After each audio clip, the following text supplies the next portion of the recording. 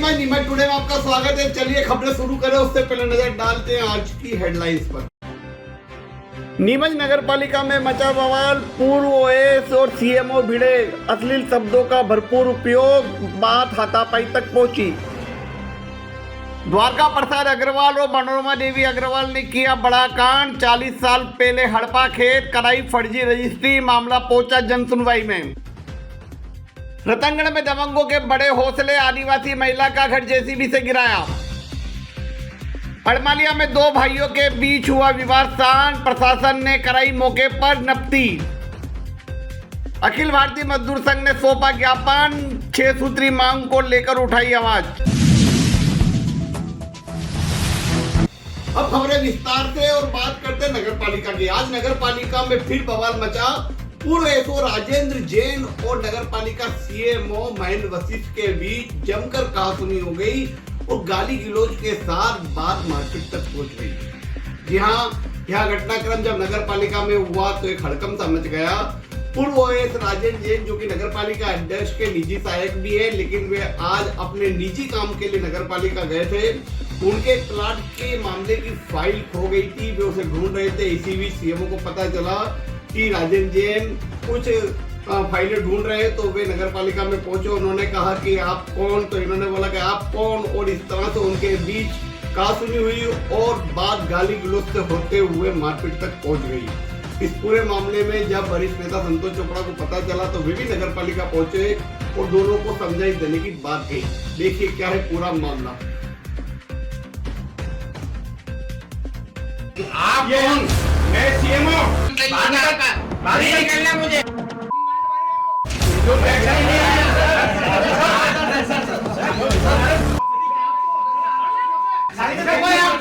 नगर पालिका में एक बार फिर बवाल मचा है। पूर्व ओएस और सीएमओ के बीच फाइल देखने के मामले को लेकर जमकर कहासुनी हुई और बात गाली गलौज से होते हुए हाथापाई तक पहुंच गई। नगर पालिका के पूर्व ओएस और नपाध्यक्ष के निजी सहायक राजेंद्र जैन किसी मामले की फाइल देखने नगर पालिका पहुंचे। वे राजस्व शाखा में फाइल देख रहे थे, तभी सीएमओ महेंद्र वशिष्ठ आ गए। फाइल देखने की बात को लेकर दोनों के बीच जमकर कहासुनी हो गई। बात बढ़ती गाली गलौज और हाथापाई तक पहुंच गई। ऐसे में कर्मचारियों ने दोनों को एक दूसरे से अलग कराया और मामला शांत कराया। मामले की जानकारी मिलते ही वरिष्ठ नेता संतोष चोपड़ा नगर पालिका पहुंचे। उन्होंने कहा, विवाद की जानकारी मिलने पर नगर पालिका आया था और मामले की जानकारी ली। दोनों तरफ से अमर्यादित भाषा का उपयोग किया है, हम दोनों पक्षों को समझाएंगे। यहाँ पुराने ओएस सेवानिवृत्त हैं, आर.के. जैन, सही नाम है ना, आर.के. जैन है, और वो अक्सर यहाँ आते हैं कर्मचारियों को डराना, फाइलें मांगना और दलाली वाले काम करना।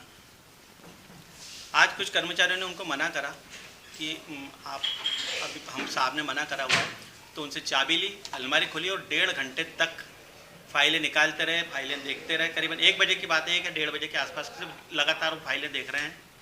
जब मैं आया तो मैंने उनसे पूछा कि आप ये कैसे बैठे हो, कैसे देख रहे हो, और हमारा कर्मचारी खड़ा और उसकी कुर्सी पे आप बैठे हुए। तो मुझसे वो बोलते हैं कि तू कौन है। तो मैंने कहा कि मैं सीएमओ। तो बोले, मैं तुम्हें सीएमओ नहीं मानता। तो फिर मैंने कर्मचारी से बोला कि तुम किस तरह से के कर्मचारी हो, है ना। मैंने डांट कर उनसे बोला, तो वो खड़ा होकर के मुझे अपशब्द बोल करके बोलता है कि तू कर्मचारियों के साथ बोलने वाला कौन। तो अगर किसी के शय में बोल रहा है या किसी और प्रकार की गर्मी में बोल रहा है तो उसे इस प्रकार का कोई अधिकार नहीं है। उसको अगर किसी ने अधिकार भी दिए होंगे इस प्रकार के, तो उस अधिकार देने वाले को भी इस प्रकार के अधिकार देने के अधिकार नहीं है। सर, अभी देखा गया जिस प्रकार की बदतमीजी उसके द्वारा विभागीय फाइलों की मैंने गोपनीयता भंग अध्यक्ष करने का। महोदय को इस प्रकरण के संबंध में अवगत करा दिया है। उनसे चर्चा उपरांत वो जो भी हमारा निर्णय होगा उस मुताबिक मैं कार्रवाई करूँगा। अभी अध्यक्ष प्रतिनिधि जी के साथ आपकी चर्चा भी हुई, किस प्रकार की वो बात तो एक हुई? सामान्य चर्चा हुई, केवल ये पूछना है कि क्या हो गया क्या नहीं होगा। सर, एक सीएमओ से बदतमीजी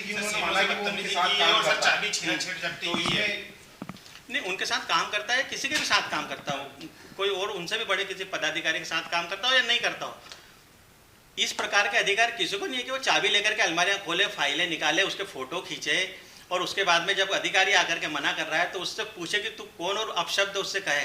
सर, चूंकि बाहरी व्यक्ति है सर, वो सामान्य व्यक्ति होता तो बात होती, लेकिन वहाँ काम कर रहा पावर तो वही है ना। नहीं, तो ये तो वही जाने, और जिन अगर किसी और को ऐसा लग रहा है कि हमारा कोई पावर लिए है तो वही सर सीएमओ आप सीएमओ है सर, इस तरीके से और आपके साथ बदतमीजी करी गई, आपसे भी इस तरह का बिहेव किया गया, ऐसे में क्या आप पुलिस कंप्लेन करेंगे? क्योंकि इस तरीके का करना मैंने आपको जैसे अवगत कराया कि मैंने अभी अध्यक्ष महोदय को अवगत करा दिया है। वो फ़ोन नहीं उठा पाया तो मैंने उनको व्हाट्सएप पे मैसेज भेजा है, उनका जैसे रिप्लाई आता है या मुझसे जैसी चर्चा करती है उस चर्चा के अनुसार मैं अब कार्रवाई करूँगा। अगर अध्यक्ष महोदय के कहने पे सब हो रहा होगा तो फिर कार्रवाई करेंगे अपने सम्मान के लिए कि कर्मचारी क्या कुछ रहेगा मामला, आपका एक्शन क्या रहेगा? मैं तो करूँगा साहब, मैं तो करूँगा। और फिर अगर मान लीजिए कि उनके कहने के बाद में भी अगर वो इस संबंध में उसके प्रति कोई एक्शन नहीं लेते हैं तो मैं ये भी बताऊं कि उनका संरक्षण प्राप्त है निश्चित रूप से। सर कुछ दिनों पहले अभी क्या रहा, उसको भगा दिया गया, क्या कुछ रहा अभी? पता नहीं, वो निकल गया। मैं तो यहाँ अपने कमरे में आकर के बैठ गया था। क्या सर कुछ दिनों पहले आपने एक आदेश निकाला था कि कोई भी बाहरी आदमी आके नगर पालिका की फाइलें देखेगा नहीं। हाँ जी, वो सभी कर्मचारियों को ताकीद किया था, निर्देश दिया था, फिर उसके बाद भी इस प्रकार की हरकत हो रही है तो कोई बड़ा एक्शन आपकी तरफ से? सर बात यह है कि जैसे अभी कुछ दिन पूर्व भी एक महिला ने इस प्रकार की यहाँ पर हरकतें करी थी। कर्मचारी अगर मना करते हैं तो वो इस बात से भी डरते हैं कि जैसा कि भाई साहब ने, पत्रकार जी ने बताया कि वो कहीं विशेष जगह काम करते हैं तो उससे भी डर लगता है कि हो सकता है कि सामने वाले हमारे पर कोई एक्शन ले। हालांकि मुझे ऐसा नहीं विश्वास है कि वो ऐसी बदतमीज व्यक्ति का सहयोग करेंगे या साथ देंगे, लेकिन कर्मचारी में भय रहता है। इस कारण से, भय के कारण से तो सर कहीं ना कहीं तो शासकीय कार्य में बाधा का मामला है ना सर? बिल्कुल। तो सर इसमें कार्रवाई होनी चाहिए। इस तरह की फाइल देख रहे थे, कुछ आपने देखा होगा? नहीं, अभी नहीं नहीं देखा, चूंकि विवाद हो गया था और विवाद एक घंटे से फाइल देख रहे थे तो नहीं पता कौन सी फाइल। मैं तो अभी आया ना, मैं तो जन सुनवाई में गया था, उसके बाद लंच करके और फिर सीएम हेल्पलाइन निपटा रहा था। तो सर क्या उक्त व्यक्ति अक्सर आता है या चेक करता है क्या? ओएस साहब का कहना है कि आता है। मैंने आज पहली बार देखा, लेकिन वो आता है, ओएस साहब का कहना है। सही है, मुझे भी जानकारी लगी थी कि कोई घटना ऐसी नगर पालिका में हुई है और जो राजेंद्र जैन है वो हमारे अध्यक्ष जी के निजी सहायक है और जो भी कार्य होते हैं उसमें सहयोग करते हैं अध्यक्ष जी को। और आज जो घटना हुई और जब मुझे जानकारी लगी तो मैं भी नगर पालिका वहाँ पर गया। घटना होने के बाद जब मैंने जानकारी ली तो वहाँ पर जो घटना का मुझे पता लगा और वहाँ जब अमर्यादित भाषाओं का प्रयोग हुआ है, दोनों ही तरफ से हुआ है, उनने भी किया, राजेंद्र जैन ने, और सीएमओ साहब की तरफ से हुआ, ऐसा मुझे जानकारी लगी है। तो निश्चित ही घटना ठीक नहीं है और यह कहीं न कहीं सिस्टम की कमी है और इस सिस्टम को आगे अब इसको सुधारने का पूरा प्रयास करेंगे और दोनों पक्षों को समझाएंगे और निश्चित रूप से यदि किसी की गलती है तो उस गलती को ठीक करने का प्रयास करेंगे, क्योंकि इस प्रकार की घटना होना ठीक नहीं है और यदि ऐसी घटनाएं होती है तो कहीं न कहीं वो हमारे नगर पालिका के लिए और शहर के लिए कहीं न कहीं उसका जो संदेश जाता है वो ठीक नहीं जाता है। हाँ, ऐसा जानकारी लगी कि उनकी कोई फाइल बहुत टाइम से मिल नहीं रही थी तो नगर पालिका में जाकर वो ढूंढी और शायद वो बता रहे थे कि वो फाइल मिल गई है। इस प्रकार से बहुत काफ़ी समय से परेशान हो रहे थे, 6 माह से, कहीं न कहीं उनको फाइल मिल नहीं पा रही थी। तो इसके कारण वो बहुत परेशान थे और वो फाइल को वहाँ पर उनने ढूंढने का प्रयास कर रहे थे। उनने वहाँ के जो कर्मचारी थे, अधिकारी थे, उनको बोला था कि भाई इस प्रकार से फाइल नहीं मिल रही, तो उन्होंने कहा कि भाई देख लो। तो उनने उस फाइल को ढूंढने का प्रयास करा और फाइल शायद उनको मिल गई थी। लेकिन फिर भी मेरा ऐसा मानना है कि कहीं न कहीं व्यवस्था को ठीक करने की आवश्यकता है और उस आवश्यकता जो हुई है घटना, वो कहीं न कहीं इसी का परिणाम है। तो इन व्यवस्थाओं को हम निश्चित रूप से मैं बात करूँगा अध्यक्ष जी से भी और सीएमओ साहब से भी मैं बात करूँगा, मैंने करी भी है। तो दोनों ही से बात करके और कहीं न कहीं इस व्यवस्था को सुधारने का पूरा हम प्रयत्न करेंगे। नमस्कार नीमच टुडे में आपका स्वागत है। जैसा कि आपने देखा कि नगर पालिका में आज एक बवाल मचा और सीएमओ और पूर्व ओएस के बीच कहासुनी हो गई और बात इतनी बढ़ गई कि हाथापाई हो जाती है, लेकिन कर्मचारियों ने रोक दिया। क्या था पूरा मैटर और आखिर पूर्व ओएस राजेंद्र जैन साहब को नगर पालिका क्यों जाना पड़ा? हमारे बीच है राजेंद्र जी जैन जी। जैन साहब, क्या मामला हो गया था? आज आप नगर पालिका में पहुंचे और सीएमओ से इस तरह से काफी कहासुनी हो गई। मैं जो है नगर पालिका नीमच में मेरे द्वारा जो है खेत नंबर 25 भूखंड क्रमांक 10 के फ्री होल्ड संबंधी आवेदन 2022 में प्रस्तुत किया है, जिसका आज दिनांक तक फ्री होल्ड का कार्रवाई नहीं की गई है। इसके लिए मैं हर महीने जो है चक्कर लगा थक गया, तो कर्मचारी ये कहते हैं कि फाइल उपलब्ध नहीं हो रही है। बड़ी मुश्किल से मेरे को जब ज्ञात हुआ कि ये फाइल लोग आज नगर पालिका में एक बड़ा सनसनीखेज मामला सामने आया। करीब 40 साल पहले नीमच के भगाना निवासी द्वारका प्रसाद अग्रवाल ने अपनी पत्नी मनोरमा देवी अग्रवाल को 2 खेतों का मालिक बनाने के लिए एक षड्यंत्र रचा और इस षड्यंत्र के तहत एक हीरालाल यादव जो कि जीवित व्यक्ति था उसको मृत बताते हुए फर्जी लड़का तैयार करके फर्जी नामांतरण कराया और फर्जी रजिस्ट्री करा दी और खेत पे कब्जा कर लिया।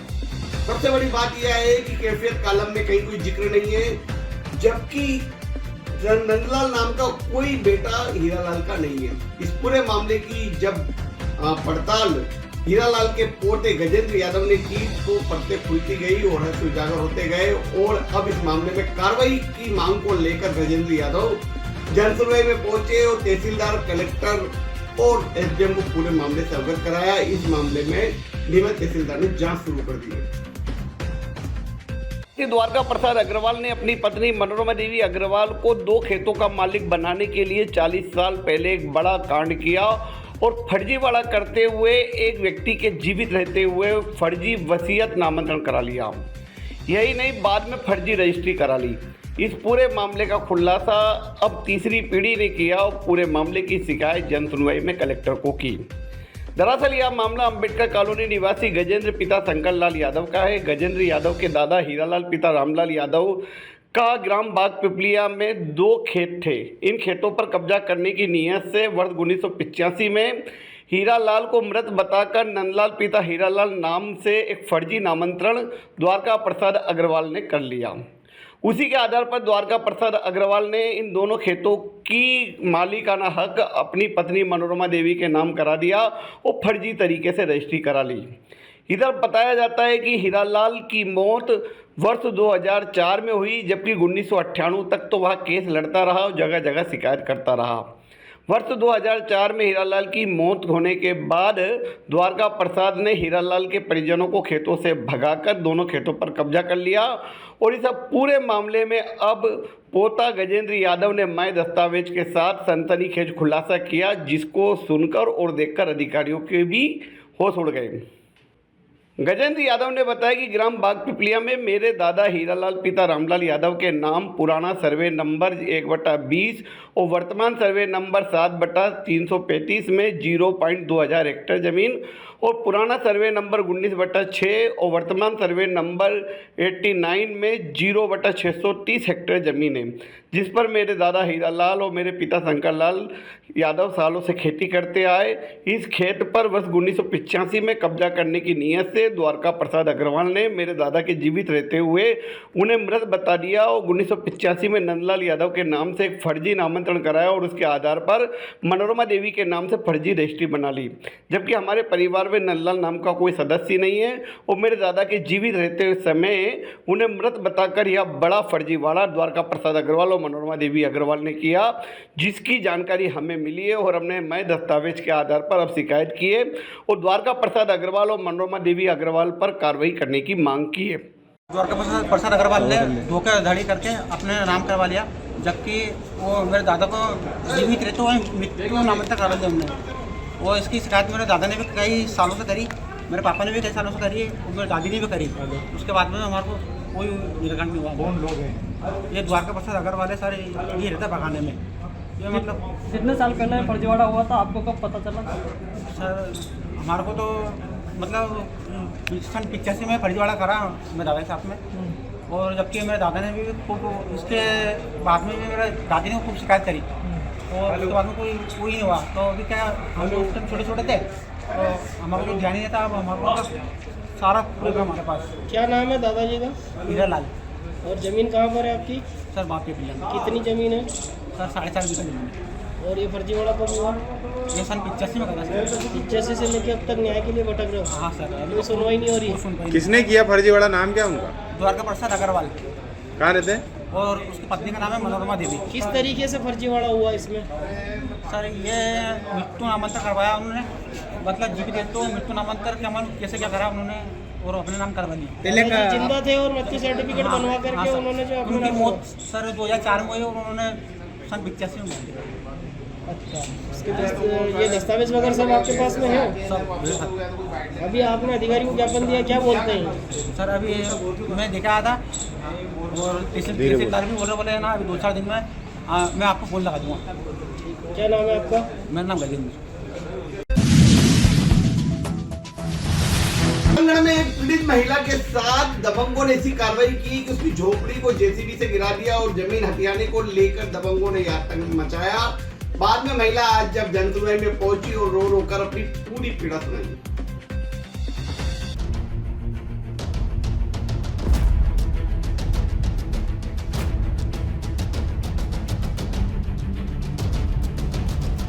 कोई नहीं बोल पाता, कौन बोलेगा, किसको लेना आज के टाइम में? सामने पड़ेगी कौन बोले? रतनगढ़ में दबंगों के हौसले इतने बुलंद हो गए हैं कि बिना किसी डर के गरीब आदिवासी महिला के घर पर जेसीबी चला दिया और घर से बाहर निकाल दिया। पीड़ित बुजुर्ग महिला अब न्याय की आस में दर दर भटक रही और आज मंगलवार को कलेक्टर कार्यालय पहुंचकर कलेक्टर हिमांशु चंद्रा से न्याय की मांग की। चलिए ये पूरा मामला आपको विस्तार से बताते हैं। पीड़ित महिला शांतिबाई भील जो अपने पिछले कई वर्षों से रतनगढ़ के वार्ड नंबर 8 में मोती बाबूजी के पास स्थित कच्चे मकान में रह रही थी, अब खुले आसमान के नीचे रहने पर मजबूर है। महिला ने मंगलवार को कलेक्टर कार्यालय पहुंचकर कलेक्टर हिमांशु चंद्रा के नाम एक आवेदन सौंपा और अपने ऊपर हुए पूरे अत्याचार की कहानी सुनाई।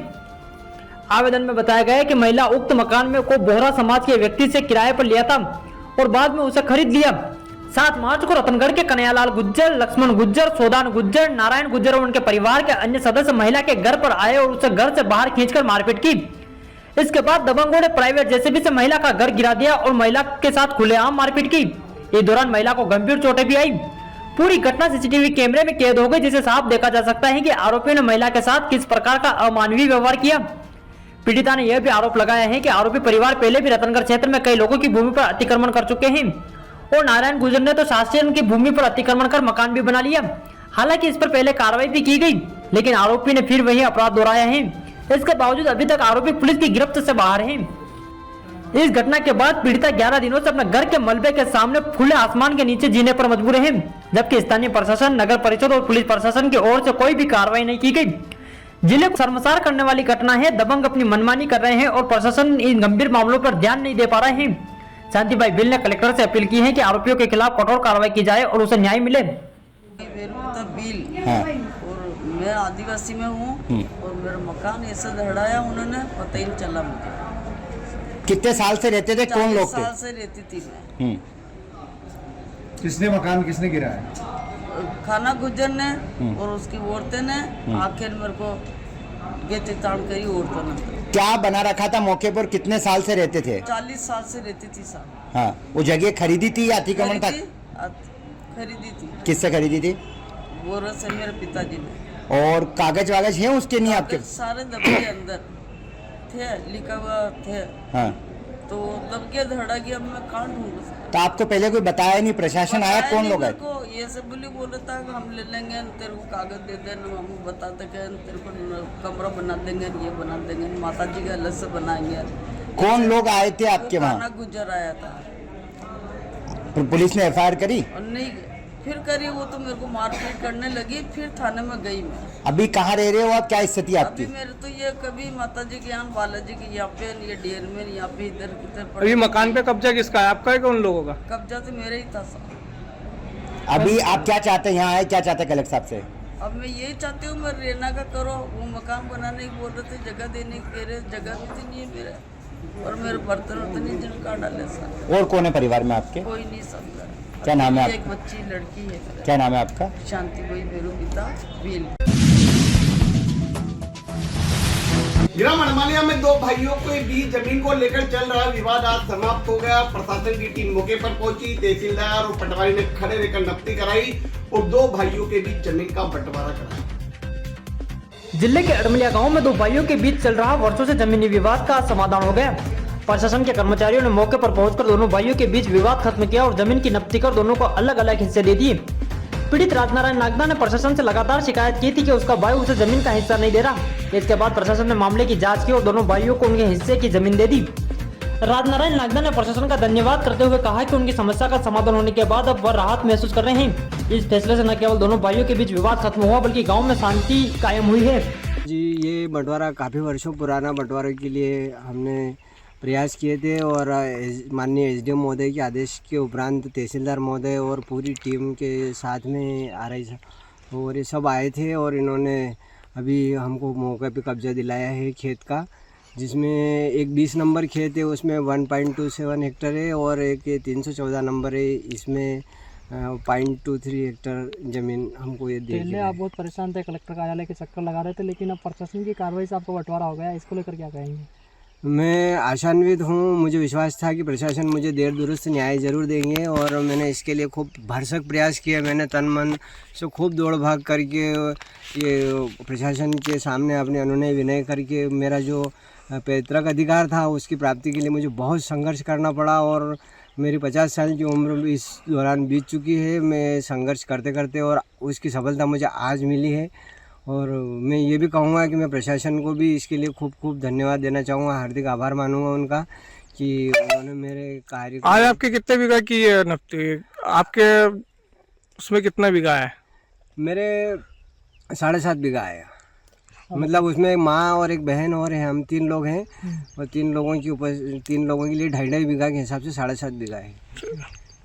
आपका नाम? मेरा नाम राजनारायण नागदा, मैं गाँव अड़मलिया से। और मैं सबका आभार मैं व्यक्त करता हूँ और जिन्होंने भी मीडिया और अखबारों समाचार पत्र के द्वारा या जहाँ भी जिन्होंने भी मेरे प्रत्यक्ष अप्रत्यक्ष रूप से मेरे इस कार्य में सहयोग किया, मैं उन सबका हार्दिक आभार मानता हूँ और मैं आशा करता हूँ कि प्रशासन इसी प्रकार मुझ जैसे गरीब को न्याय दिलाया ऐसे और आगे दिलाएंगे और मैं इस कार्रवाई से बहुत संतुष्ट हुआ। धन्यवाद। तो यहाँ बढ़ते ब्रेक के बाद दिखाएंगे आपको कुछ और खबरें। फिर इंदौर जाने की आवश्यकता नहीं। 11 मल्टी स्पेशलिटी हॉस्पिटल नीमच में उपलब्ध है। अंचल का एकमात्र अत्याधुनिक सब सुविधा युक्त 150 बेडेड हॉस्पिटल, जहां आपको 24 घंटे इमरजेंसी सुविधा उपलब्ध मिलेगी। साथ ही सभी बीमारियों का इलाज, जांचें तथा दवाइयां एक ही स्थान पर उपलब्ध है। 20 स्पेशलिस्ट डॉक्टर की विशाल व अनुभवी टीम के साथ उपलब्ध सेवाएं, अस्थि रोग, शिशु रोग, महिला एवं प्रसूति रोग, लेजर सर्जरी, न्यूरो एवं स्पाइन सर्जरी, यूरोलॉजी, जनरल एवं लेप्रोस्कोपी सर्जरी, क्रिटिकल केयर एवं ट्रॉमा, मुख कैंसर रोग, जनरल मेडिसिन, फिजियोथेरेपी। इसके अतिरिक्त 15 बेडेड अत्याधुनिक मशीनों युक्त ICU, ultra modern 7 bedded dialysis unit, 10 bed नवजात शिशु and ICU, 4 modular operation theatre, अत्याधुनिक लैब एवं रेडियोलॉजी विभाग, सर्व सुविधा युक्त वार्ड एवं प्राइवेट रूम, 24 घंटे एम्बुलेंस सुविधा। ब्रेक के बाद आपका स्वागत है। चलिए खबरें फिर शुरू करें। अखिल भारतीय मजदूर संघ ने आज नीमच कलेक्ट्रेट में प्रदर्शन किया और 6 सूत्री मांगों को लेकर केंद्रीय वित्त मंत्री के नाम ज्ञापन सौंपा। आज भारतीय मजदूर संघ के केंद्रीय नेतृत्व के आह्वान पर पूरे देश में जो केंद्रीय बजट प्रस्तुत हुआ था उसमें कुछ कमियां रह गई थी। उसका हमारे केंद्रीय नेतृत्व ने मीटिंग करके एक ज्ञापन का पूरा प्रोग्राम बनाया पूरे देश में। उसी के अनुरूप आज हम नीमच में माननीय केंद्रीय वित्त मंत्री निर्मला सीतारमण जी के नाम पर हमने माननीय कलेक्टर साहब को एक ज्ञापन दिया, जिसमें केंद्रीय बजट में जो कमियां रही थी उनमें हमने जो प्रमुख मांगे थी उसमें ईपीएस जो पेंशन है वो न्यूनतम अभी वर्तमान में 1000 चल रही है, उसको बढ़ा के 5000 तक की जाए। सरकारी क्षेत्र में जो बीमा और बैंक में जो विदेशी एफडीआई के द्वारा जो निवेश आ रहा है उस पर रोक लगाई जाए। सरकारी संपत्तियों पे जो बिक्री होती है उस पर भी रोक लगाई जाए और जो न्यूनतम वेतन उसको बढ़ाया जाए। न्यूनतम वेतन ईपीएफ का जो वेतन सीमा है, कितनी सूत्री मांगे हैं? हमारी 6 सूत्री मांगे हैं। आपका नाम? शंभू प्रसाद शर्मा। एक और ज्ञापन हमने बिजली नीमच के टेगोरमार्ग निवासी सुरजीत सिंह आज जनसभा में पहुंचे और रास्ते की मांग को लेकर और अतिक्रमण तोड़ने की कार्रवाई को लेकर उन्होंने अपनी फरियाद सुनाई। सिरमौर में 63 टेगोरमार्ग का निवासी हूं और मेरे साथ और स्थानीय लोग भी और रहते हैं और मैं ज्ञापन दे के थक चुका हूँ। आम रास्ता था हमारा आने जाने का बरसों से। उस रास्ते पे जब खड्डे खोदने लगे, जब से शिकायत चालू करी, आज उस पर 3 मंजिला मकान बन गया, दुकान में निकाल दी बात और आगे थोड़ी और जगह बची है तो उस पर भी कब्जा करने को कब्जा पहले मनोज परवानी तो उन्हें बेच के उनके ओर से एक साथी है मनीष क्लाथ वाले ने लिया है, वो दो मिल के, और वो कहते हैं हमने इसके सारे नक्शे बनवा दिए। जबकि मैंने 1958 से जब से हम रह रहे हैं उसके नक्शे, और वहाँ स्थानीय लोग रह रहे हैं उनके सारे मैंने नक्शे रजिस्ट्री समेत मैंने नगर पालिका में 2015 से लेके आज तक देता आ रहा हूँ, आज भी दे रहा हूँ। उसके बाद वहाँ से बरसों के सारे नक्शे जितनी भी मैंने शिकायत दी सारे गायब पड़ी है, वहाँ पे एक भी नहीं है। उस टाइम मेघवाल जी आए थे जांच के लिए, तो उन्होंने मुझसे कहा, मैंने सर्टिफाइड कापी की उनको बताई, तो बोले इस पर सील हल्की लग रही है, आप एक काम करिए कि रजिस्ट्रार ऑफिस से इनकी नई निकलवा के लाइए, सही सील का वापस निकलवा के लाइए आप सर्टिफाइड कापियाँ। तो वो सर्टिफाइड कापियाँ मेरे को जानबूझ के लेट करके 3-4 महीने मुझे लगे। आपने नगर पालिका में शिकायत की? नगर पालिका में करी, कलेक्टर ऑफिस में करी, 181 पे CM हेल्पलाइन में भी करी। आज उन्होंने श्रीमान महोदय ने बोला है कि जो है सीएमओ साहब को दी है, बोला आप कल आके मेरे से मिलो। नीमच से अमृतसर यात्रा पे गए कुछ यात्री जब लौटे तो उन्होंने भारी समस्या का सामना करना पड़ा। इसके बाद वे नीमच आए और समस्याओं को बताया, साथ ही डायरेक्ट ट्रेन चलाने की मांग। नीमच से रेलवे स्टेशन से अमृतसर, व्यास और अन्य तीर्थ स्थलों तक पहुंचने के लिए यात्रियों को कई ट्रेन बदलने की समस्या का सामना करना पड़ रहा है। श्रद्धालुओं का कहना है कि इससे समय और पैसे की बर्बादी हो रही है। हर महीने करीब 8,000 श्रद्धालु नीमच से व्यास और अमृतसर जाते हैं, लेकिन उनके लिए कोई सीधी ट्रेन नहीं है। उन्होंने सरकार और रेलवे से अपील की है कि नीमच से इन स्थानों के लिए एक डायरेक्ट ट्रेन चलाई जाए ताकि उनकी यात्रा सुखद और सशक्त हो सके।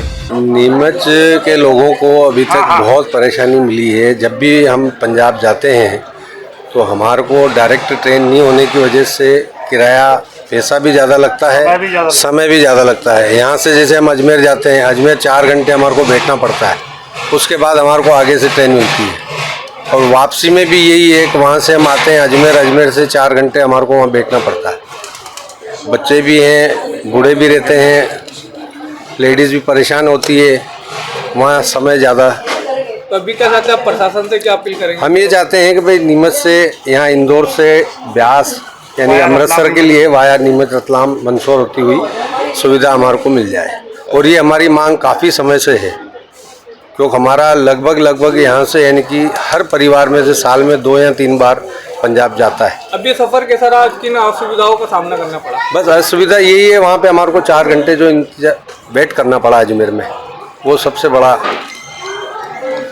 क्या माना जाए, नीमच क्षेत्र के अंदर से 2 मुख्यमंत्री रह चुके हैं और अभी जनप्रतिनिधि है, सांसद है, भाजपा की सरकार है, ऐसे में नीमच के वासियों को यहाँ से परेशान होना पड़ रहा है, इसके लिए क्या कुछ करना चाहिए? हमने पहले भी यानी कि सांसद मीनाक्षी नटराजन उनको भी लिखित में दिया था और सुधीर जी गुप्ता को भी लिख के दिया है, 2-3 बार लिख के दिया है, लेकिन इस पर कभी भी अभी तक सुनवाई नहीं हुई। दिलीप सिंह परिहार विधायक जो नीमच से, उनको भी हमने कई बार इसको अवगत कराया है। मैं विशेष रूप से नीमच के संदर्भ में बात करना चाहता हूँ। विगत कुछ वर्षों से नीमच की जो सुविधाएं थी वो और छीनी गई हैं। पहले यहाँ से चेतक एक्सप्रेस चलती थी जो दिल्ली तक जाती थी, उसके बाद हमारे पास जो है वो लिंक एक्सप्रेस ही, वो हमारी दिल्ली तक जाती थी। तो ये सुविधा हमें रोज़ मिलती थी, नीमच में मंदसौर वासियों को सबको ये मिलती थी, और वो भी अब छीन ली गई है। अब केवल साप्ताहिक एक ट्रेन है। अमृतसर जाते हैं लोग बाग, ब्यास जाते हैं, वैष्णो देवी जाते हैं, नॉर्थ की तरफ सब जो दिल्ली जाने वाली ट्रेनें, बहुत ट्रैफिक है, इतना ट्रैफिक है कि मंदसौर से जाने वाले, ग्रामीण क्षेत्र से जाने वाले, नीमच से जाने वाले क्षेत्र के और आगे तक भी जाने वाले की बहुत गुंजाइश है। तो मैं विशेष रूप से, मैं चूँकि स्वयं रेलवे उपभोक्ता समिति के अंदर सदस्य हूँ, ये बात पुरजोर तरीके से पिछले दफ़े भी उठाई गई थी और इस बार भी मेरा आग्रह रहेगा कि इस चीज़ को, सुविधा को यहाँ पर बहाल किया जाए और एक नई ट्रेन दी जाए जो साप्ताहिक ट्रेन है, या तो उसको रेगुलर किया जाए या फिर कोई नई ट्रेन इंट्रोड्यूस की जाए। भाई जब ऐसा कोई नई मांग तो है नहीं, पहले जब ऑलरेडी 2-2 ट्रेनें चलती थी, दोनों विड्रॉ कर दी गई हैं, तो अब क्यों, क्या दिक्कत है उसके अंदर चलाने के लिए, क्या दिक्कत है? और इसके अलावा दूसरी चीज़ें भी हैं, यहाँ एस्केलेटर भी लगना चाहिए, लिफ्ट भी लगना चाहिए, यहाँ पे रेलवे ओवरब्रिज भी होना चाहिए। नीमच स्टेशन के अंदर केवल साफ़ सुथरा करके ही उसकी इतिश्री नहीं हो जाती। जब तक यात्रियों को और दूसरी सुविधाएं नहीं मिलेंगी तब तक हमारा कोई कल्याण होने वाला नहीं और इसके लिए सतत रूप से हमको प्रयास करना चाहिए। देखा जाता है हजारों की तादाद में यहाँ से यात्री हर महीने सफ़र करने जाते हैं। अभी भी जो यहाँ पे यात्री आए उन्होंने बताया कि यहाँ से अजमेर में उनको कई घंटों तक इंतजार करना पड़ा है। क्या कुछ माना जाए इसके अंदर हमारे जनप्रतिनिधियों की कहीं ना कहीं लापरवाही है जो नीमच को अभी तक आगे विकसित नहीं कर पाए? काफ़ी हद तक आप सही बात कर रहे हैं। हमारे जनप्रतिनिधियों की विशेष रूप से सांसद महोदय को इस क्षेत्र के लिए और विशेष प्रयास करना चाहिए, क्योंकि मैंने देखा है अलग अलग क्षेत्र के सांसद लोग अपने उस क्षेत्र की सुविधा के लिए बहुत सारी नई ट्रेनों को इंट्रोड्यूस करवाते हैं, यात्रियों की सुविधा के लिए काम करते हैं। तो मुझे लगता है कि नीमच इस मामले में काफ़ी पिछड़ा हुआ और काफ़ी ज़्यादा प्रयास किए जाने की ज़रूरत है। हमारे से पास में लगा हुआ चित्तौड़ जहाँ सभी सुनने में आ रहा 2 वंदे मातरम ट्रेन प्रारंभ होगी, परंतु नीमच आज भी उसी तरह से पिछड़ा रह चुका। यही तो विडम्बना है जिसके लिए हम सब आज बोल भी रहे हैं और मांग भी कर रहे हैं कि कम से कम ये चीज़ें मिलना चाहिए। इसके पहले मिलती रही हैं हमें, जो आज नहीं है हमारे पास। तो इजाजत दीजिए राकेश सोन को और आप देखते रहे न्यूज़ टुडे।